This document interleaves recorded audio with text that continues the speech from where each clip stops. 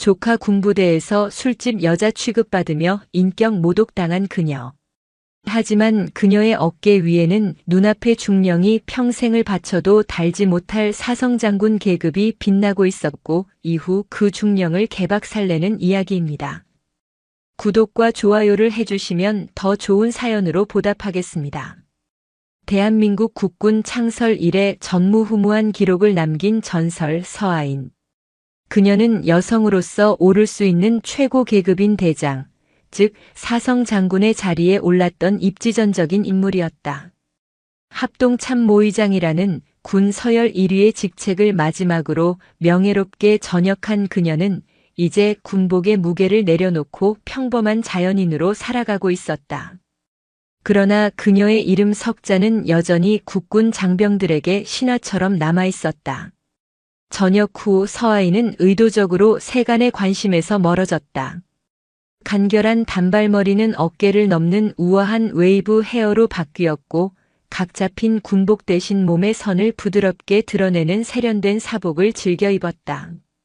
시간을 역행하는 듯한 맑은 피부와 꾸준한 자기 관리로 다져진 탄탄한 몸매는 그녀를 40대 후반이 아닌 30대 초중반으로 보이게 만들었다.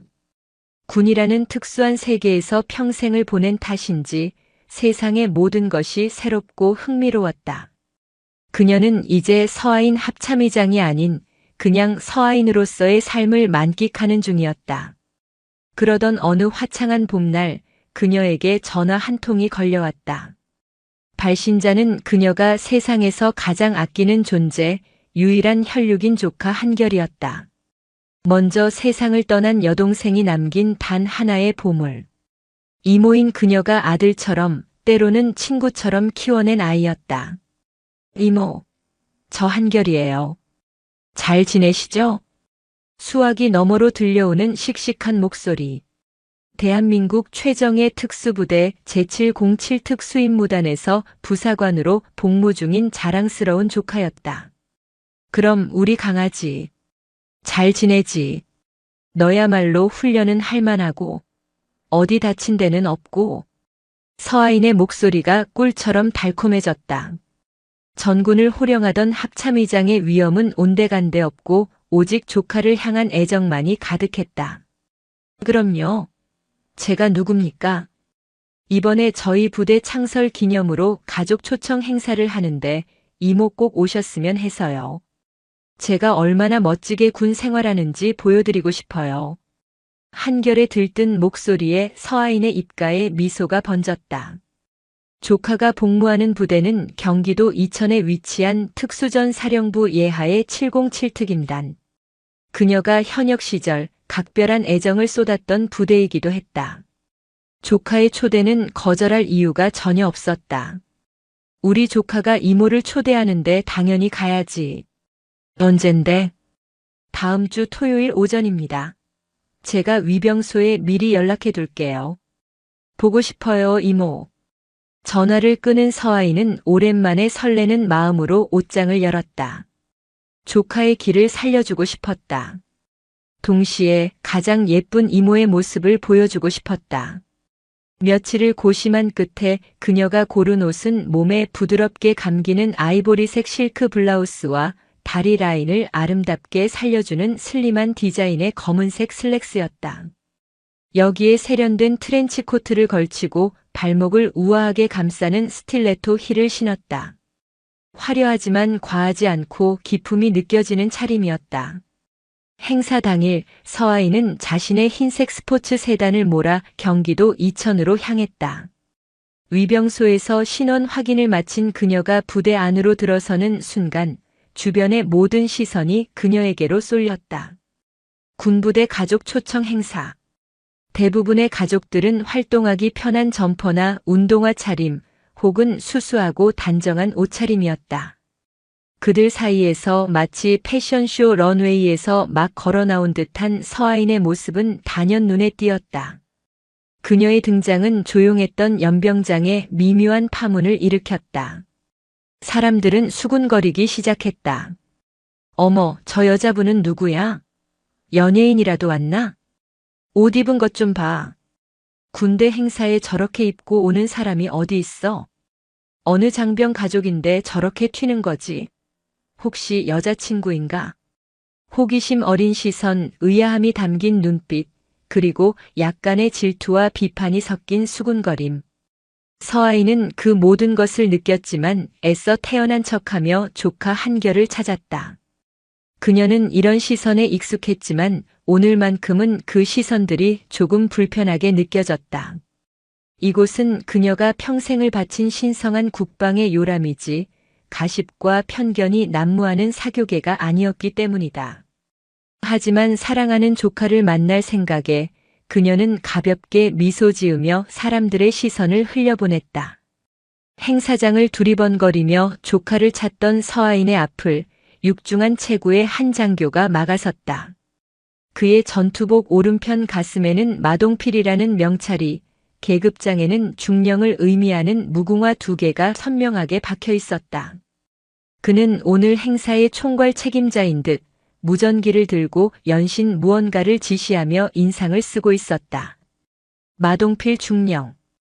그는 전형적인 군대 꼰대였다. 실력보다는 군기와 서열을 중시하고 유연한 사고보다는 경직된 규율을 신봉하는 인물. 특히 그는 군인의 가족이라면 마땅히 군의 질서와 분위기에 순응해야 한다는 굳건한 신념을 가지고 있었다. 그런 그의 눈에 서아인의 모습은 부대 전체의 기강을 해치는 불순한 요소로 비쳤다. 마 중령은 위아래로 서아인을 훑어보았다. 노골적인 경멸과 불쾌감이 담긴 시선이었다. 그는 서아인에게 다가와 턱짓으로 그녀를 가리키며 퉁명스럽게 물었다. 실례지만 누구 가족이십니까? 여기는 군부대입니다. 복장이 상당히 부적절해 보이는군요. TPO 시간, 장소, 상황도 모르십니까? 정중함이라고는 찾아볼 수 없는 무례한 말투였다. 서아인은 순간 미간을 찌푸렸지만 곧 평정을 되찾았다. 그녀는 이곳에서 문제를 일으키고 싶지 않았다. 특히 조카의 얼굴에 먹칠을 하고 싶지는 않았다. 한결 부사관 이모 되는 사람입니다.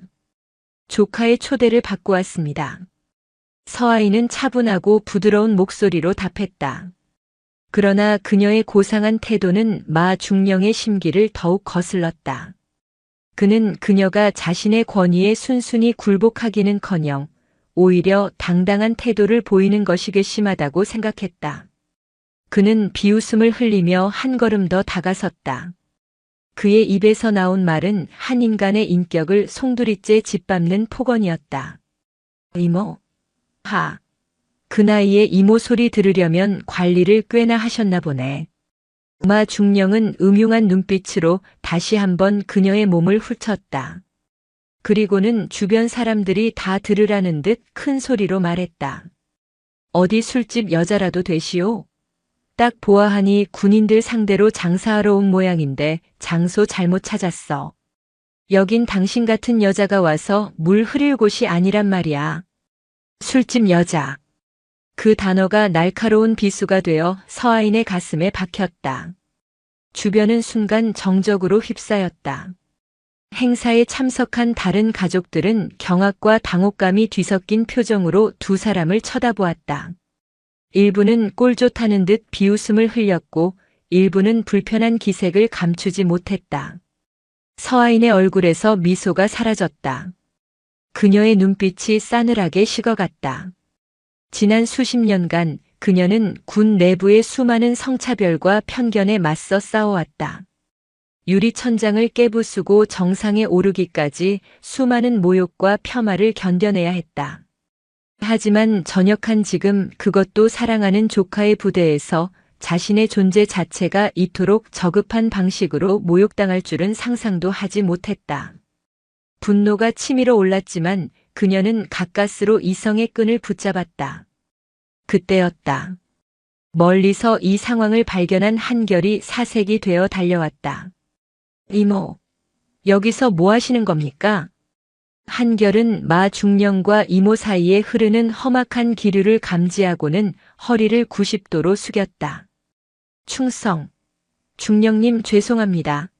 제 이모님이십니다. 마 중령은 한결을 경멸 어린 눈으로 쳐다보았다. 내 놈 이모라고. 어쩐지 내 놈이 평소에 훈련에 집중 못하고 정신 상태가 글러먹은 이유를 알겠군. 맨날 이런 이모나 만나러 다닐 생각만 하니 군인 정신이 제대로 박혀 있겠어? 비난의 화살은 이제 조카에게로 향했다. 공개적인 망신주기였다. 마 중령은 한결의 군 생활마저 트집 잡아 그를 깎아내렸다. 한결의 얼굴은 하얗게 질리다 못해 붉게 달아올랐다. 수치심과 분노 그리고 존경하는 이모에 대한 죄송함이 뒤엉켜 그는 아무 말도 할 수 없었다. 그저 고개를 숙인 채 주먹을 꽉 쥘 뿐이었다. 서아이는 조카의 떨리는 어깨를 보았다. 그 순간 그녀의 마음속에서 무언가가 결정되었다. 오늘은 그냥 넘어갈 수 없는 날이 될 것이라고.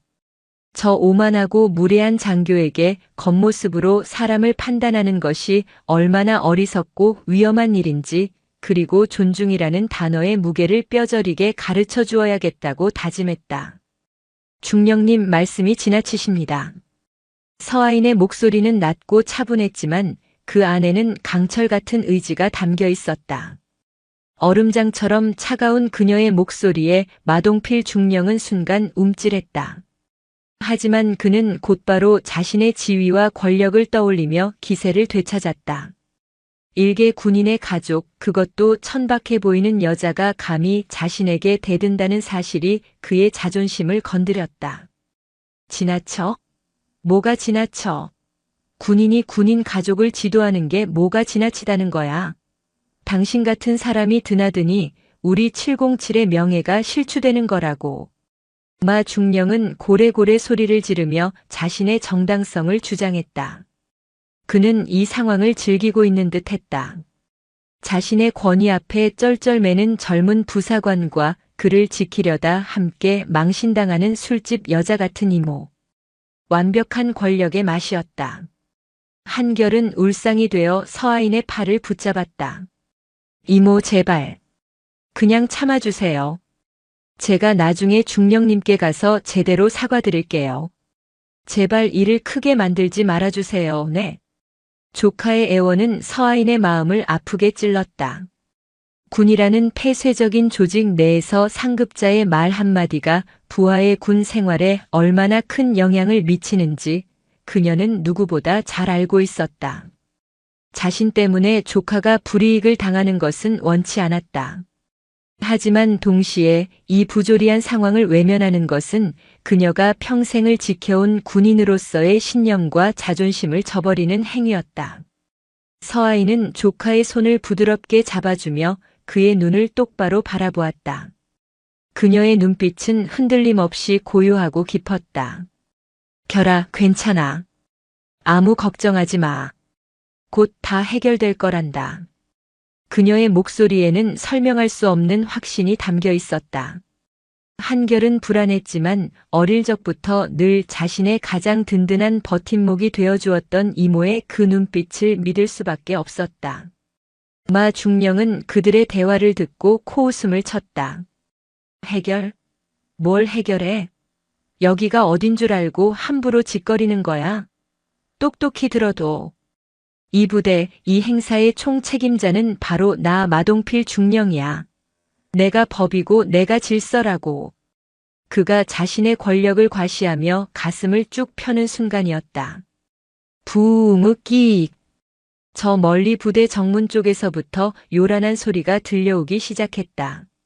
처음에는 하나의 엔진음이었지만 점차 여러 대의 차량 소리가 겹쳐 들려왔다.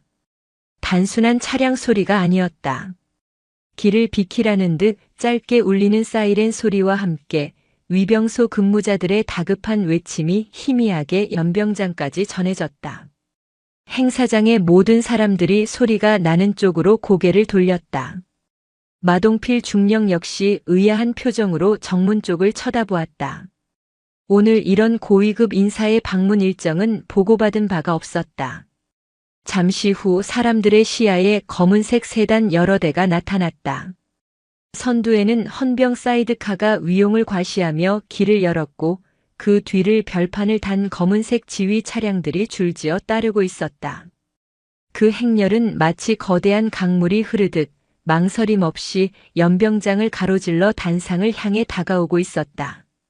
행사장의 소란스러움은 순식간에 정적으로 바뀌었다.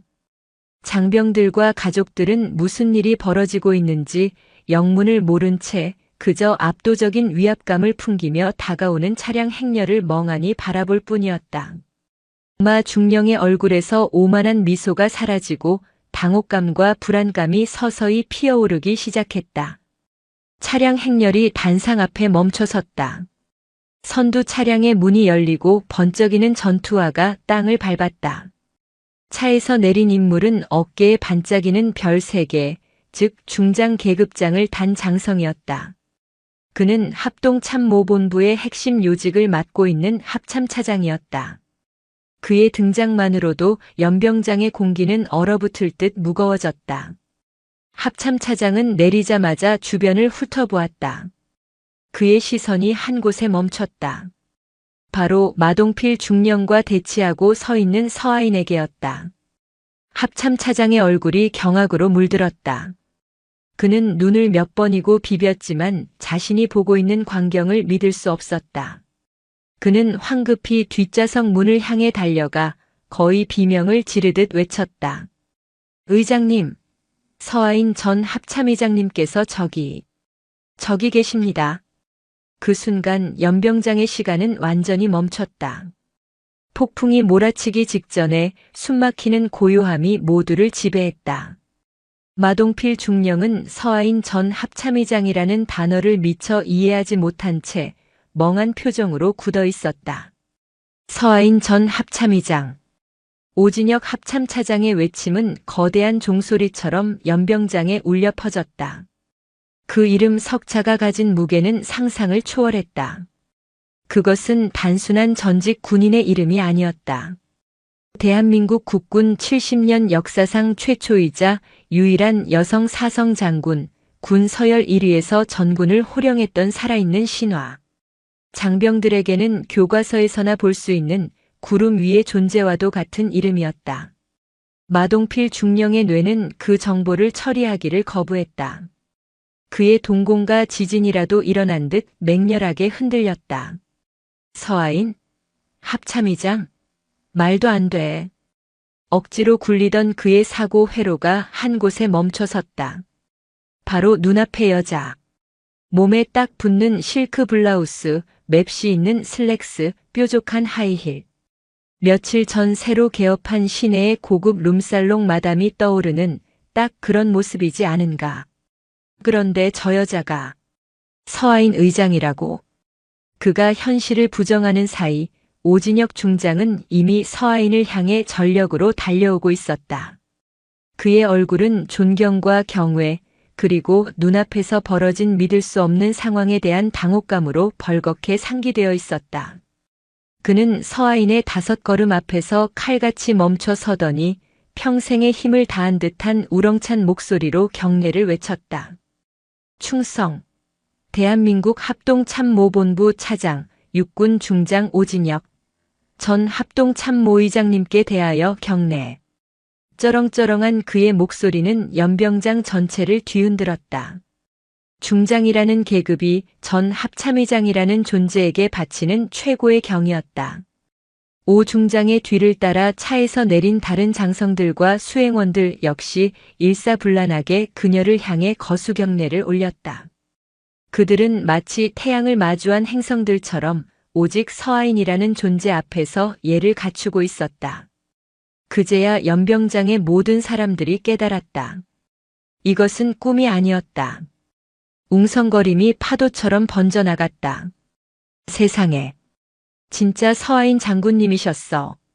말도 안 돼. 우리가 방금 뭘 본 거지? 연병장에 있던 현역 장병들은 거의 반사적으로 몸을 바로 세우고 부동자세를 취했다. 707 부대원들은 물론 행사를 지원 나온 다른 부대 장병들까지 그들은 감히 고개조차 들지 못했다. 그들에게 서하인은 하늘과 같은 존재였다.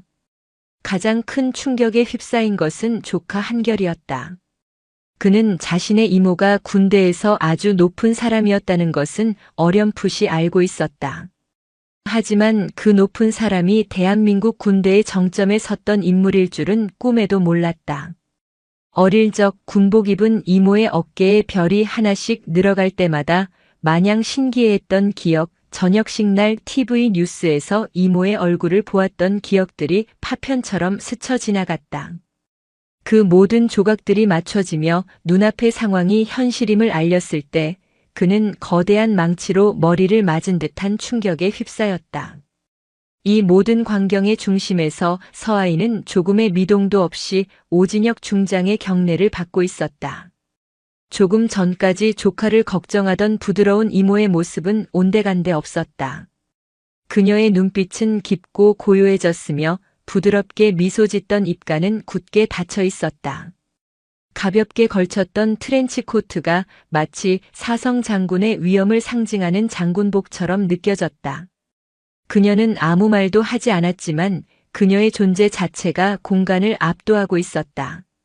그녀가 가볍게 고개를 끄덕이자 오 중장을 비롯한 장성들은 그제야 경례를 풀었다. 그리고 서아인의 차갑게 식은 시선이 천천히, 아주 천천히 한 사람에게로 향했다. 바로 마동필 중령이었다. 마 중령은 그 시선을 마주하는 순간 온몸에 피가 역류하는 듯한 공포를 느꼈다. 심장이 발밑으로 곤두박질 치는 것 같았다. 그의 다리가 사시나무처럼 떨리기 시작했다. 술집 여자 장사하러 왔다. 물 흐린다. 자신이 내뱉었던 저급하고 모욕적인 단어들이 독화살이 되어 자신의 심장을 꿰뚫는 환각이 보였다. 눈앞이 아찔해지며 현기증이 일었다. 그는 깨달았다. 자신이 무슨 짓을 저질렀는지를. 그는 단순한 민간인을 모욕한 것이 아니었다. 그는 살아있는 전설의 얼굴에 대한민국 국군의 명예 그 자체에 똥물을 끼얹은 것이었다. 중령. 서아인의 입에서 그의 이름이 불리는 순간 마동필 중령의 무릎이 힘없이 꺾였다. 털썩. 그의 육중한 몸이 그대로 아스팔트 바닥에 주저앉았다. 그의 뇌는 이미 기능을 정지했다. 그의 눈에는 오직 자신을 향해 걸어오는 전설의 차가운 눈빛만이 보일 뿐이었다. 폭풍이 마침내 그의 머리 위에서 휘몰아치기 시작했다. 서아인은 무너져 내린 마동필 중령을 향해 한 걸음씩 천천히 다가갔다. 그녀의 스틸레토 힐이 아스팔트 바닥에 부딪히는 소리가 마치 사형수의 귀에 들리는 사형 집행인의 발걸음 소리처럼 연병장에 울려 퍼졌다. 그녀의 뒤를 오진혁 중장을 비롯한 장성들이 침묵 속에 따랐다. 그들의 얼굴에는 감히 상상할 수 없는 일을 저지른 부하에 대한 경멸과 전설적인 선배가 당한 모욕에 대한 차가운 분노가 서려 있었다. 서아인은 마 중령의 바로 앞에 멈춰 섰다. 그녀는 주저앉은 그를 위에서 아래로 아무런 감정 없는 눈으로 내려다보았다.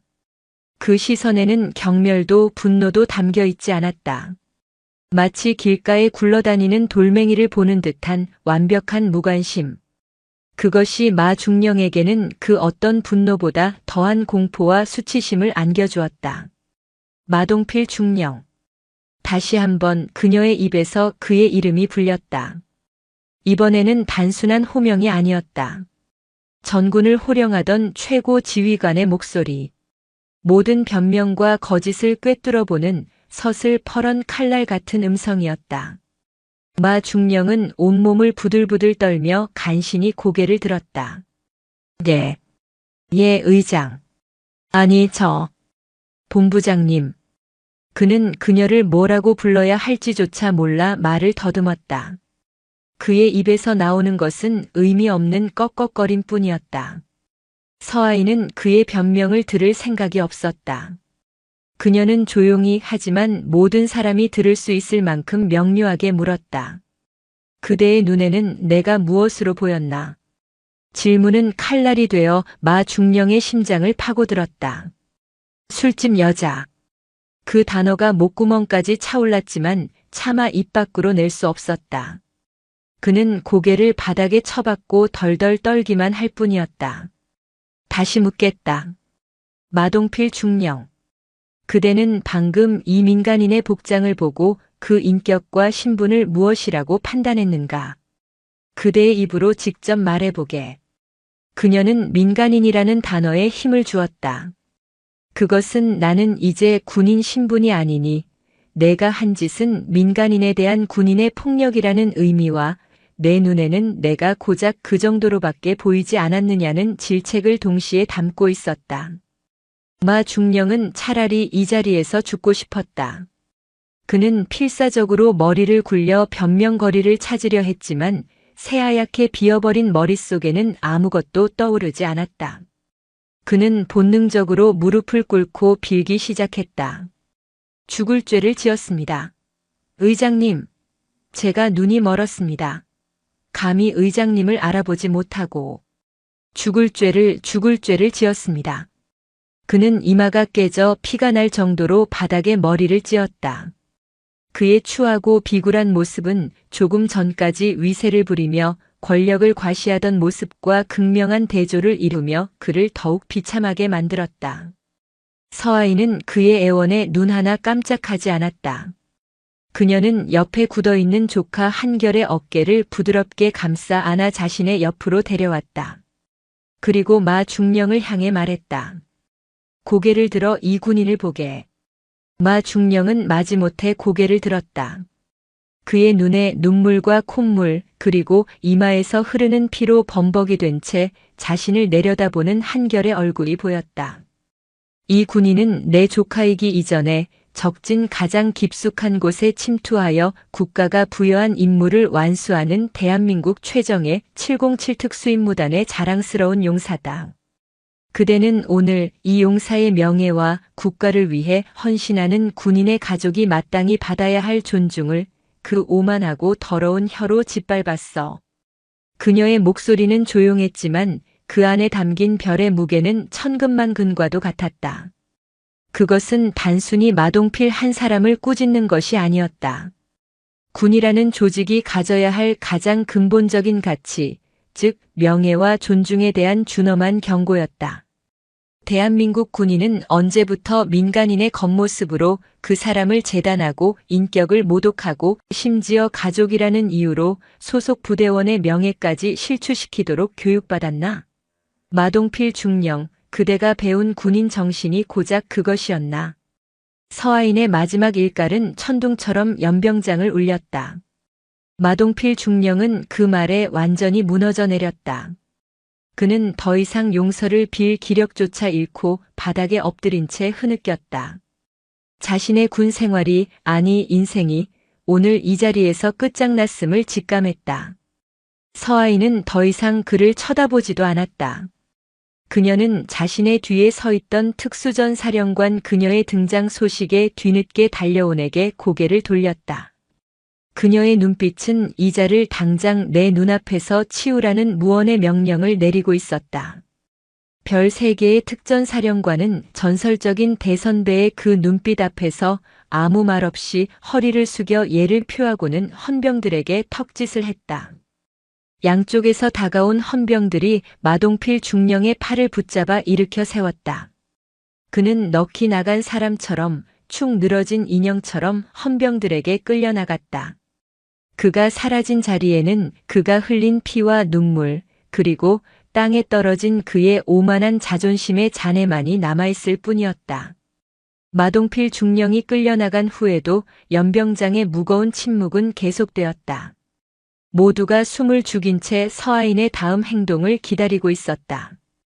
그녀는 단순히 한장교를 망신주는 것에서 끝낼 사람이 아니라는 것을 모두가 알고 있었다. 서아인은 잠시 눈을 감고 숨을 골랐다. 개인적인 분노는 이미 가라앉았다. 이제 남은 것은 이 불미스러운 사건을 어떻게 마무리하고 이를 통해 국군 전체에 어떤 교훈을 남길 것인가 하는 리더로서의 책무였다. 그녀는 자신을 수행하듯 서 있는 오진혁 합참차장과 특수전 사령관을 향해 말했다. 두 분, 오늘 이 행사는 707 특임단 장병들과 그 가족들을 위한 축제의 날입니다. 이런 불미스러운 일로 축제의 의미가 퇴색되어서는 안 되겠지요. 송구스럽습니다, 의장님. 저희가 지휘 책임을 통감하고 있습니다. 두 장성은 고개를 숙였다. 지휘 책임은 나중에 따져도 늦지 않소. 지금 중요한 것은 오늘 이 자리에 있는 모든 장병과 가족들이 이번 일을 통해 무엇을 배우고 느꼈는가 하는 점입니다. 서아이는 단상을 향해 천천히 걸어갔다. 그녀가 단상에 오르자 사회를 보던 장교는 황급히 마이크를 그녀에게 건넸다. 그녀는 마이크를 잡고 연병장에 모인 모든 사람들을 둘러보았다.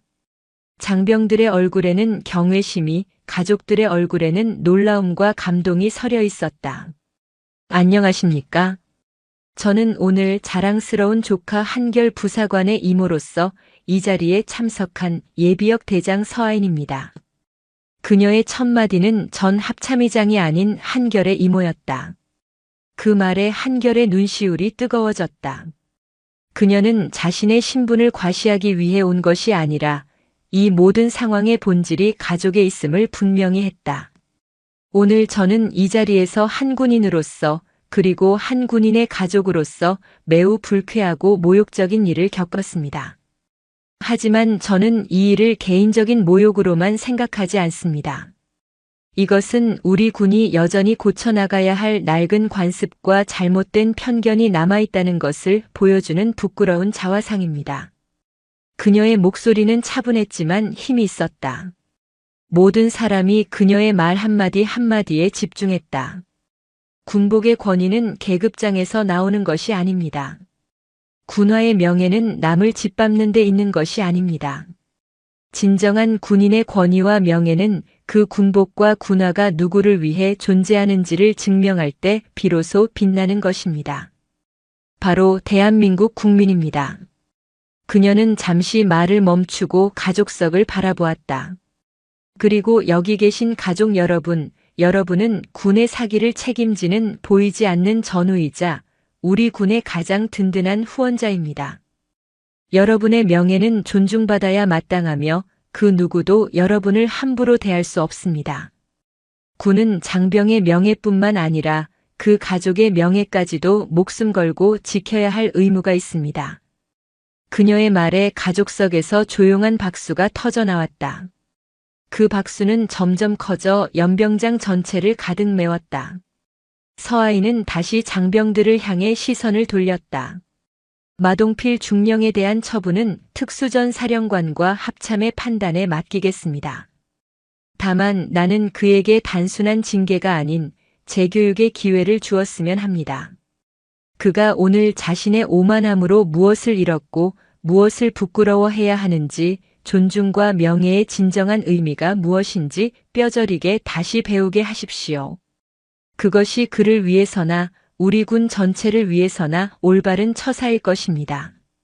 그녀의 제안은 단순한 처벌을 넘어 한 인간을 교화하고 조직 전체의 경종을 울리는 지혜로운 리더의 결정이었다. 특수전 사령관은 명심하겠습니다. 라고 힘주어 대답했다. 서아이는 마이크를 내려놓고 단상에서 내려왔다. 행사는 다시 시작되었지만 분위기는 완전히 달라져 있었다. 이전의 어색하고 경직된 분위기는 사라지고 서로를 존중하고 격려하는 따뜻한 기운이 연병장을 감쌌다. 서아이는 조카 한결에게 다가가 그의 머리를 쓰다듬었다. 우리 결이 이모 때문에 놀랐지? 미안하다. 아니에요, 이모. 정말 멋있었어요. 제 이모가 세상에서 제일 자랑스러워요. 한결은 벅차오르는 감정을 주체하지 못하고 눈물을 글썽였다. 그는 오늘 진정한 힘이란 계급으로 남을 억누르는 것이 아니라 올바른 가치를 위해 그 힘을 사용할 때 나온다는 것을 배웠다. 그날의 사건은 707특임단을 넘어 군 전체에 큰 파장을 일으켰다. 마동필 중령은 즉시 보직 해임되어 징계위원회에 회부되었고 서아인의 뜻에 따라 인권 및 리더십 재교육 프로그램의 첫 대상자가 되는 불명예를 안았다. 하지만 이 사건을 계기로 군 내부에서는 장병 가족에 대한 예우와 존중 문화가 새롭게 정착되기 시작했다. 서하인은 조용히 행사가 끝나는 것을 지켜본 뒤 수많은 장병들의 경례를 받으며 부대를 떠났다. 그녀는 다시 세련된 민간인 서하인으로 돌아갔지만 그녀가 남긴 별의 무게는 그곳에 있는 모든 사람들의 가슴에 깊고 선명한 교훈으로 새겨졌다. 진정한 존경은 겉모습이나 계급장이 아닌 사람을 대하는 마음과 행동에서 비롯된다는 소중한 가르침과 함께 서하인의 흰색 스포츠 세단이 부대 정문을 빠져나간 후에도 707특임단 연병장은 오랫동안 그 여운에서 벗어나지 못했다. 행사는 재개되었지만 그 누구도 이전처럼 행사에 온전히 집중할 수 없었다. 장병들은 경외와 흥분으로, 가족들은 놀라움과 감동으로, 지휘관들은 안도와 무거운 책임감으로 각자의 상념에 잠겨 있었다. 그날 오후 부대 내 모든 대화의 중심에는 오직 한 사람, 서하인의 이름만이 오르내렸다. 사건의 또 다른 중심에 있었던 한결은 그야말로 폭풍의 눈 한가운데에 서 있는 기분이었다. 이모가 떠난 직후 그는 주변의 시선이 이전과 180도 달라졌음을 피부로 느꼈다. 이전까지 그를 그저 싹싹하고 훈련 잘 받는 후배 정도로 보던 선임들은 이제 그를 어려워하며 말을 쉽게 걸지 못했다. 동기들은 부러움과 시기심이 뒤섞인 복잡한 눈빛으로 그를 힐끔거렸다.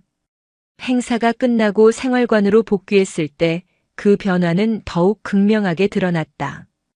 평소라면 훈련의 피로와 주말의 해방감으로 시끌벅적했을 생활관은 그가 들어서는 순간 물을 끼얹은 듯 조용해졌다. 모두가 하던 행동을 멈추고 그를 쳐다보았다. 그 시선들 앞에서 한결은 몸 둘 바를 몰랐다. 그는 전설의 조카라는 자신이 원치 않았던 거대한 후광에 갇혀버린 듯 했다. 그때 생활관의 최고 선임인 이진우 원사가 그에게 다가왔다. 험상궂은 인상과 무뚝뚝한 성격으로 독사라 불리는 그였지만 한결에게 다가오는 그의 얼굴에는 어색한 미소가 걸려 있었다. 한결이 고생 많았다. 이모님, 아니 의장님께서는 잘 돌아가셨고, 이 원사는 의장님이라는 단어를 발음하며 저도 모르게 자세를 바로 했다. 네 원사님, 방금 잘 도착하셨다고 연락받았습니다. 그래 다행이구나. 오늘 일은 마 중령 그 작자가 100번 잘못한 거니 너무 마음에 담아두지 마라.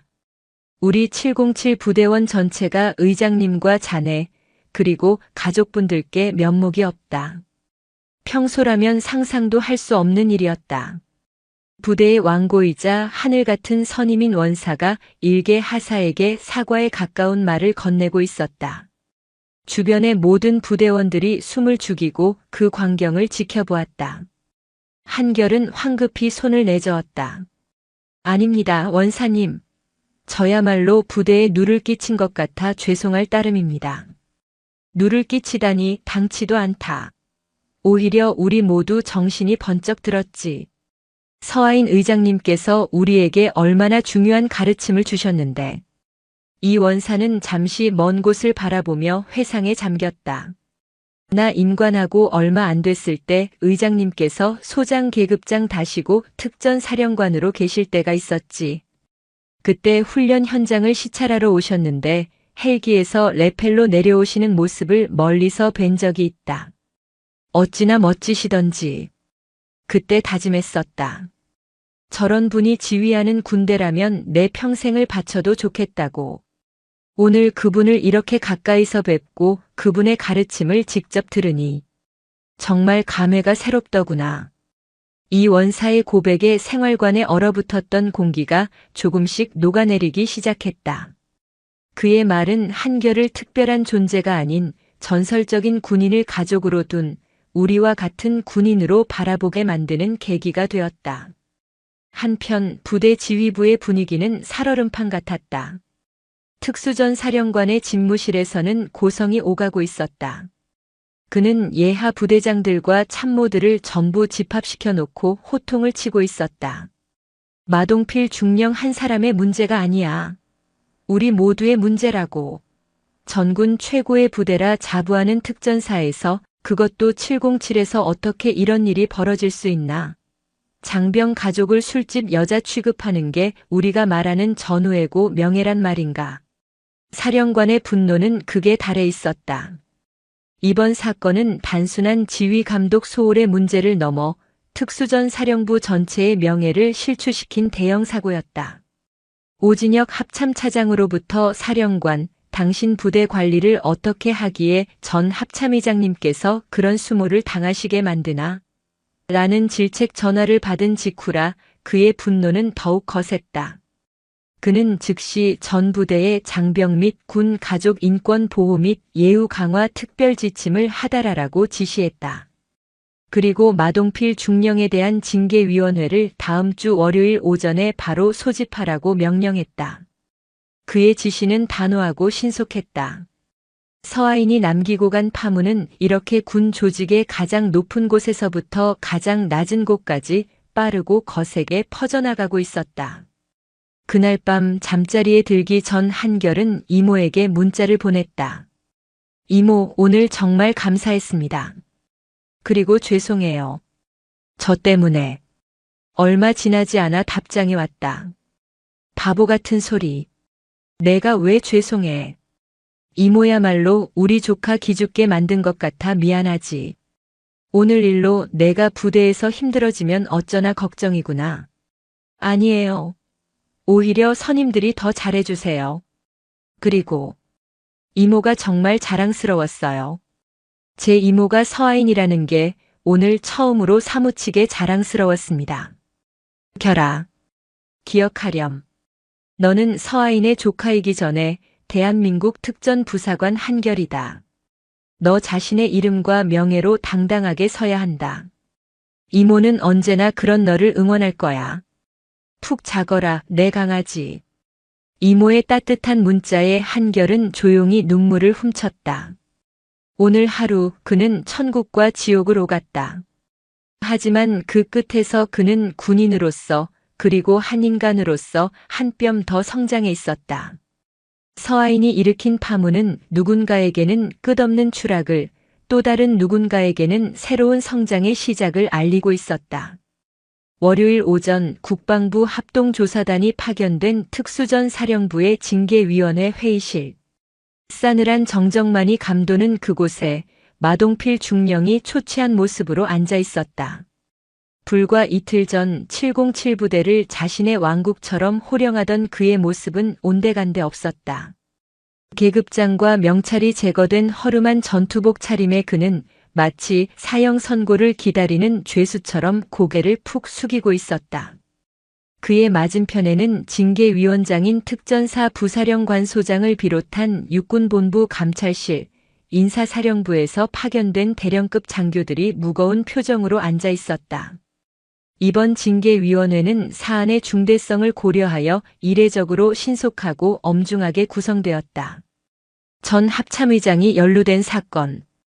그들은 자신들의 결정 하나하나가 국방부 장관과 합참의장에게까지 보고될 것이라는 사실을 잘 알고 있었다. 징계위원장이 입을 열었다. 그의 목소리는 회의실의 차가운 공기보다 더 냉정했다. 마동필 중령. 본 위원회는 지난 토요일 부대 가족 초청 행사에서 발생한 민간인에 대한 인격 모독 및 품위유지 의무 위반 그리고 지휘관으로서의 부적절한 언행에 대해 징계를 심의한다. 본인 할 말 있는가? 마동필은 떨리는 목소리로 입을 열었다. 죄송합니다. 제가 죽을 죄를 지었습니다. 그분이 서하인 의장님이신 줄은 꿈에도 몰랐습니다. 제가 잠시 정신이 나갔던 모양입니다. 한 번만 선처를 베풀어 주십시오. 그의 변명은 구차하고 비굴했다. 그 말을 듣는 순간 징계위원 중 한 명인 감찰실 소속 대령이 책상을 내리치며 소리쳤다. 지금 그게 변명이라고 하는 건가? 상대가 전 합참의장이 아니었다면, 평범한 군인의 가족이었다면 그렇게 모욕하고 짓밟아도 된다는 뜻인가? 자네의 그 말이 자네가 군인으로서 얼마나 썩어 있는지를 증명하는 거야. 마동필은 아무 대답도 하지 못했다. 그는 지난 이틀간 잠 한숨 제대로 자지 못했다. 사건 당일 헌병들에게 끌려간 직후 그는 직무에서 즉시 배제되었고 독신자 숙소에 감금되다시피 격리되었다. 그 시간 동안 그는 자신이 저지른 짓을 수천 번 복기했다. 처음에는 억울했다. 재수없게 걸렸다고 생각했다. 하필이면 그 여자가 서아인이라니. 하지만 시간이 흐를수록 서아인의 차가운 눈빛과 그녀가 던졌던 질문들이 그의 뇌리를 떠나지 않았다. 그대의 눈에는 내가 무엇으로 보였나? 그대가 배운 군인 정신이 고작 그것이었나? 그 말들은 그의 오만했던 군 생활 전체를 부정하는 날카로운 비수였다. 그는 돌이켜보았다. 가난한 시골 농부의 아들로 태어나 오직 군인이 되는 것만이 성공의 길이라 믿었다. 맹렬하게 공부해 육사에 합격했고 동기들보다 한 발 앞서 나가기 위해 밤낮으로 노력했다. 진급을 거듭하며 어깨의 계급장이 무거워질수록 그의 자부심은 점점 오만함으로 변질되었다. 그는 군복을 입지 않은 사람들을 깔보았고 자신보다 낮은 계급의 부하들을 인격체가 아닌 소모품으로 여겼다. 특히 여성에 대한 그의 편견은 뿌리 깊었다. 군대라는 남성 중심의 조직에서 여성은 그저 장식품이거나 군의 기강을 해치는 존재라고 굳게 믿어왔다. 서아인을 처음 봤을 때 그의 머릿속에 떠오른 것은 바로 그 뿌리 깊은 편견이었다. 군대 행사에 어울리지 않는 화려한 여자. 그 생각은 곧 군인들을 상대로 무언가 이득을 취하려는 여자라는 저급한 상상으로 이어졌고 결국 술집 여자라는 용납할 수 없는 폭언으로 터져나왔다. 그는 자신의 권력을 이용해 그녀를 공개적으로 망신 줌으로써 자신의 왜곡된 우월감을 확인하고 싶었던 것이다. 이제와 깨달았지만 너무 늦었다. 자신이 굳건하다고 믿었던 성은 사실 모래 위에 지은 성이었다. 서아인이라는 거대한 파도 앞에서 그의 성은 힘없이 무너져 내렸다. 징계위원장이 최종 판결문을 읽어 내려가기 시작했다. 징계위원회는 마동필 중령이 군인의 가장 중요한 덕목인 명예와 품위를 스스로 저버렸으면 특히 국가를 위해 헌신하는 장병의 가족에게 씻을 수 없는 모욕을 가함으로써 국군 전체의 명예를 실추시킨 점을 중대하게 판단한다. 이에 본위원회는 군인사법 제57조 징계 사유 및 제59조 징계의 종류에 의거 피징계인 마동필 중령에게 군 복무에 대한 가장 무거운 징계인 파면을 의결한다. 파면. 그 단어가 마동필의 귀에 박히는 순간 그는 온몸에 힘이 빠져나가는 것을 느꼈다. 강등이나 정직 정도를 예상했던 그에게 파면은 사형 선고나 다름없었다. 파면은 단순히 군복을 벗는 것이 아니었다. 군인으로서 살아온 그의 20여 년의 세월이 송두리째 부정당하는 것이었다. 퇴직금과 연금은 물론 군인으로서 누렸던 모든 명예와 예우가 박탈된다. 그는 이제 전역 군인이 아닌 불명예스럽게 쫓겨난 민간인일 뿐이었다. 또한 본위원회는 서아인 전 합참의장님의 재교육 제안을 존중하여 국방부의 피징계인에 대한 민간 사회봉사 연계 프로그램을 건의하기로 한다. 봉사 내용은 군 관련 상이용사 및 순직 군인 유가족 지원 활동으로 한정한다. 자신의 오만으로 상처 입힌 명예의 무게를 평생 봉사하며 반성하라는 의미다. 그것은 자비가 아닌 더 무서운 형벌이었다. 그는 이제 자신이 그토록 경멸하고 무시했던 군인의 가족들을 위해 봉사하며 매일 자신의 죄를 되새겨야 하는 운명에 처해졌다. 징계위원회가 끝나고 마동필은 헌병들에게 이끌려 회의실을 나섰다. 복도를 지나는 동안 마주치는 모든 장교와 부사관들은 그를 외면했다. 어제까지 그에게 충성을 외치던 부하들은 이제 그를 경멸과 동정의 눈으로 바라볼 뿐이었다. 그가 정문을 나설 때 그는 문득 하늘을 보았다. 이틀 전 서아인을 처음 마주했던 그 자리였다. 하늘은 그날처럼 여전히 높고 푸르렀다. 하지만 그 하늘 아래 서 있는 자신의 모습은 너무나도 초라하고 비참했다. 오만의 대가는 이토록 혹독하고 철저했다.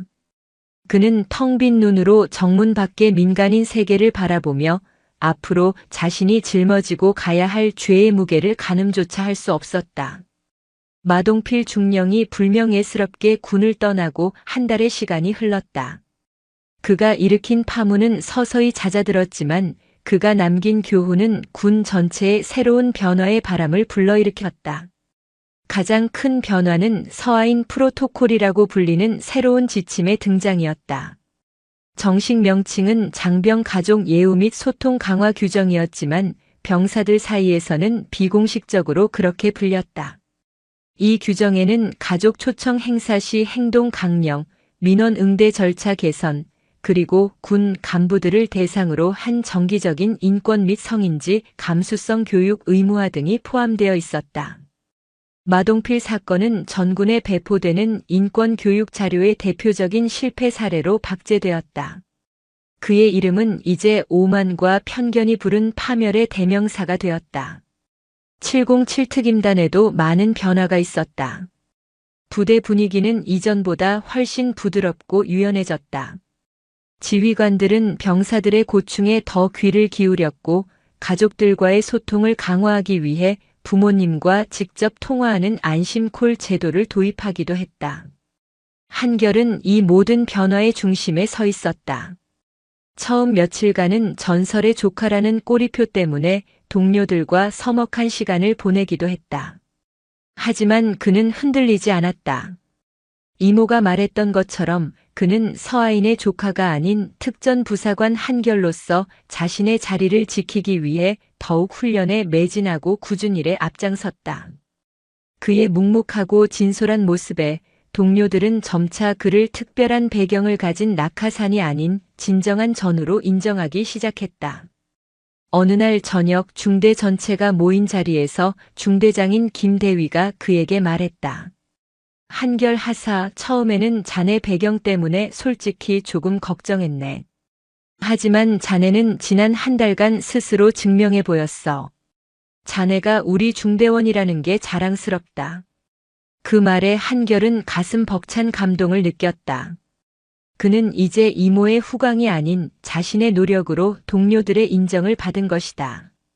첫 휴가를 받은 날 한결은 이모의 집으로 향했다. 군부대가 아닌 서울 시내가 내려다 보이는 평범한 아파트. 그곳에서 그는 군복을 벗은 평범하고 우아한 이모 서하인과 마주했다. 그녀는 조카를 위해 직접 만든 갈비찜과 잡채를 내어놓았다. 우리 강아지 그동안 고생 많았다. 얼굴이 반쪽이 됐네. 서하인은 조카의 볼을 쓰다듬으며 안쓰러워했다. 아니에요, 이모. 정말 잘 지냈어요. 부대도 많이 바뀌었고 저도 잘 적응하고 있습니다. 한결은 부대에서 있었던 긍정적인 변화들과 동료들과의 이야기를 신나게 늘어놓았다. 서하인은 조카의 이야기를 흐뭇한 미소로 들어주었다. 식사를 마친 후 한결은 주머니에서 작은 상자를 꺼내 이모에게 내밀었다. 이모, 첫 월급 타서 샀어요. 이모한테 제일 먼저 선물하고 싶었어요. 상자 안에는 은은한 진주알이 박힌 작은 브로치가 들어있었다. 서하인의 눈가가 촉촉해졌다. 수많은 훈장과 별을 받아보았지만 조카가 준 이 작은 브로치만큼 그녀의 마음을 벅차게 한 것은 없었다. 고맙다, 결아. 정말. 고마워. 이모 평생 간직할게. 두 사람은 거실 창가에 나란히 앉아 서울의 야경을 바라보았다. 한결이 조용히 입을 열었다. 이모, 저 앞으로 어떤 군인이 되어야 할지 이제 조금은 알 것 같아요. 높은 계급에 오르는 것보다 제복의 무게를 아는 군인이 되고 싶어요. 제 옆에 있는 전우를 존중하고 그 가족들의 소중함을 아는 그런 군인이요. 그의 말에 서하인은 조용히 미소 지었다. 그녀는 조카의 어깨를 감싸 안았다. 우리 결이 다 컸구나. 그거면 충분해. 내가 그런 군인이 되어준다면 이모는 더 바랄 게 없단다. 그날 이후 서아인의 이름이 군에서 공식적으로 거론되는 일은 거의 없었다. 그녀는 다시 평범한 예비역의 삶으로 돌아가 조용히 자신의 시간을 보냈다. 하지만 그녀가 남긴 이야기는 부대를 넘어 군 전체의 새로운 전설로 남았다. 4개의 별이 가진 진정한 무게가 무엇인지, 군복 입은 자의 명예가 어디에서 비롯되는지를 몸소 보여준 이야기. 시간이 흘러 한결도 베테랑 부사관이 되었다. 그는 훗날 자신의 후배들에게 그날의 이야기를 들려주곤 했다. 단순히 전설적인 합참의장이었던 이모의 무용담으로서가 아니었다.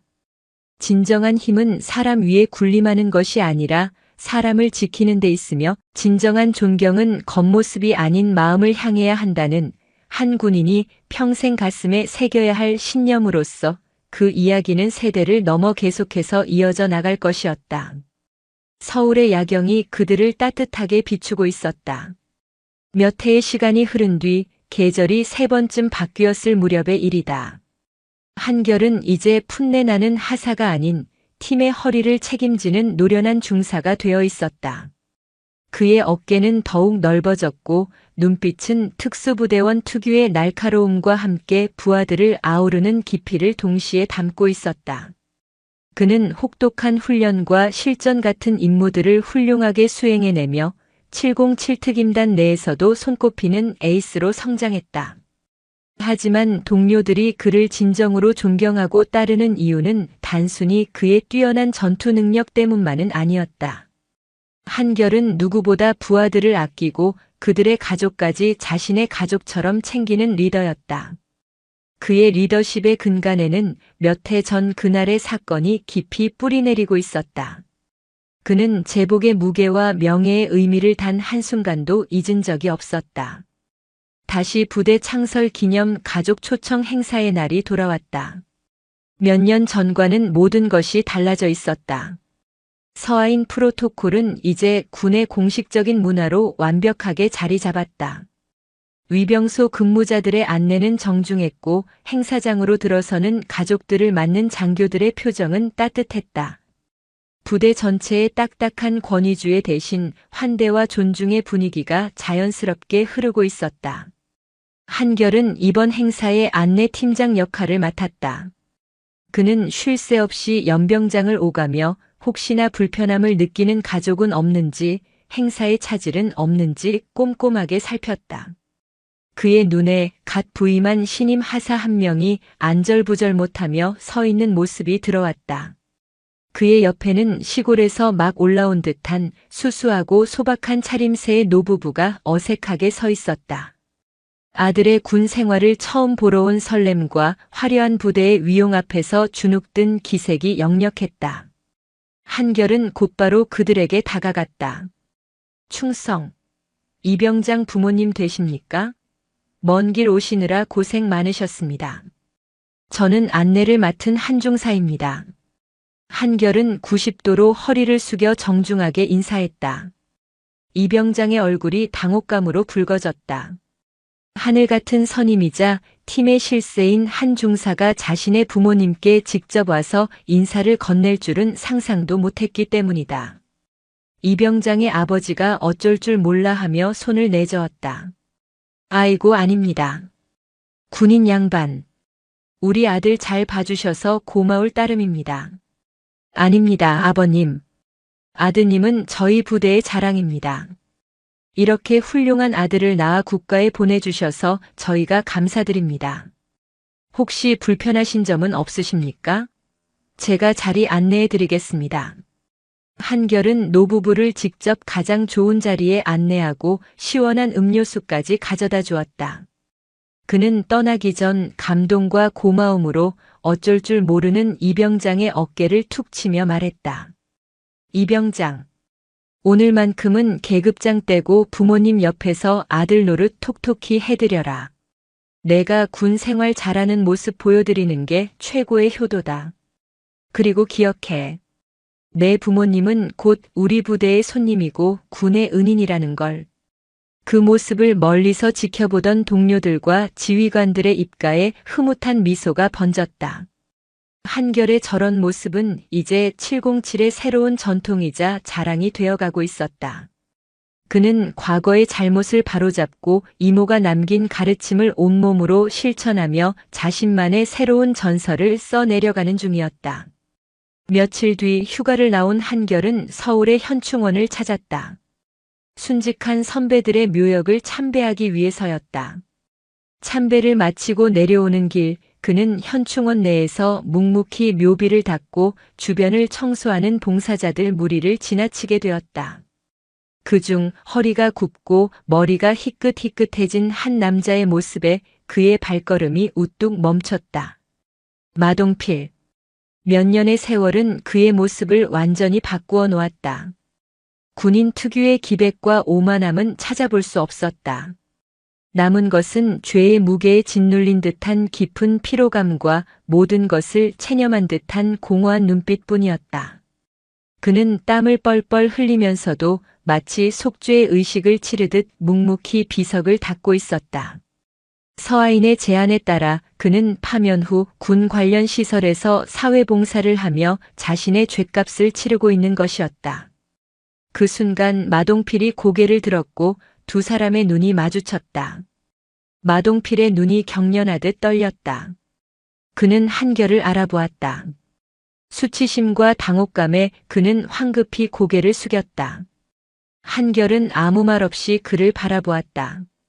그의 마음속에는 더 이상 분노나 경멸은 남아있지 않았다. 그저 한 인간의 오만이 부른 처참한 말로에 대한 씁쓸함과 시간이 흘러도 결코 지워지지 않는 업보의 무게를 느낄 뿐이었다. 그는 조용히 고개를 돌려 자신의 길을 걸었다. 그것이 그들의 마지막 만남이었다. 그리고 다시 1년이 지난 어느 가을날, 707 부대 창설 기념 행사에 아주 특별한 손님이 방문했다. 검은색 세단에서 내린 사람은 바로 서하인이었다. 이전처럼 화려한 차림은 아니었지만 세월의 흐름을 비껴간 듯한 기품과 온화한 카리스마는 여전했다. 그녀의 가슴에는 몇 해 전 조카가 첫 월급으로 선물했던 진주 브로치가 은은하게 빛나고 있었다. 이번에는 그녀의 등장을 두고 수군거리는 사람이 아무도 없었다. 그녀가 차에서 내리자마자 부대장이 버선발로 뛰어나와 최고의 예우를 갖춰 그녀를 맞았다. 모든 장병들이 그녀를 향해 존경을 담아 경례했다. 이모, 오셨어요? 이제는 상사 계급장을 단 한결이 늠름한 모습으로 그녀에게 다가왔다. 우리 조카 더 멋있어졌네. 얼굴 보니까 아주 든든하다. 서하인은 자랑스러운 눈빛으로 조카의 뺨을 쓰다듬었다. 두 사람은 나란히 연병장을 걸었다. 화기애애한 분위기 속에서 가족들과 장병들이 어우러지는 모습을 보며 서하인이 미소 지었다. 몇 년 전과는 정말 다르구나. 이게 진짜 군대의 모습이지. 다 이모 덕분입니다. 이모께서 뿌리신 씨앗이 이제 이렇게 열매를 맺은 겁니다.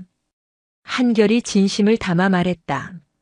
아니, 씨앗은 내가 뿌렸을지 몰라도 열매를 맺게 한 것은 바로 너희들이다.